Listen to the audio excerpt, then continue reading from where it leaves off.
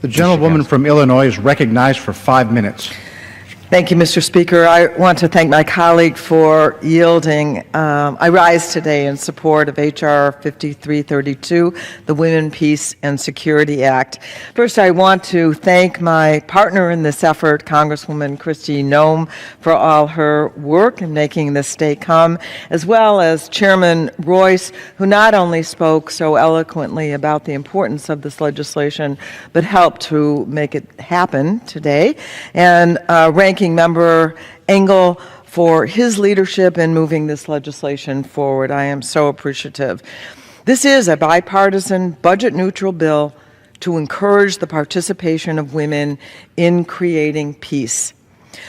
And as Congressman Royce said, when women are involved in the peace process, negotiations are more likely to end in lasting agreements. And he's right that the International Peace Institute found that a peace agreement is 35% more likely to last for at least 15 years if women participate in drafting the agreement. The study also found that with a 5% increase in women's political participation, a nation is 5 times less likely to use violence when faced with international crisis or conflict.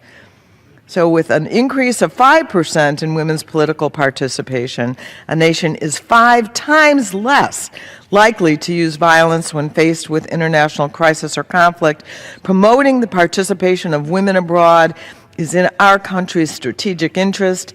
It increases stability and economic prosperity.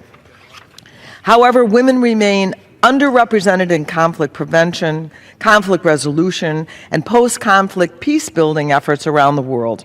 The Women, Peace, and Security Act is a step forward, fixing that imbalance and promoting a more peaceful future. The Women, Peace, and Security Act would, for the very first time, establish women's participation as a permanent element of U.S. foreign policy under congressional oversight.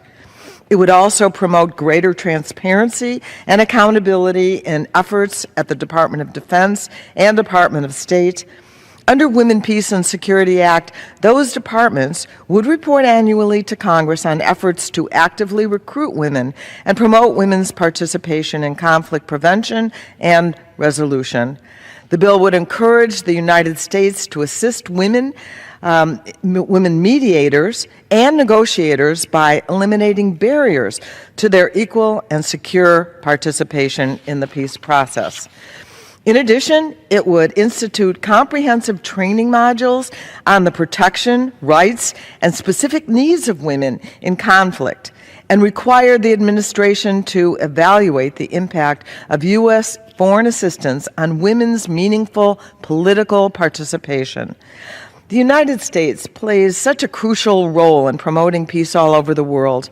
By making women's participation in the peace process a national priority, we will improve national and global security. I am proud to join Congresswoman Noem in championing this legislation, and I encourage my colleagues to support its passage. And I yield back. Gentlewoman,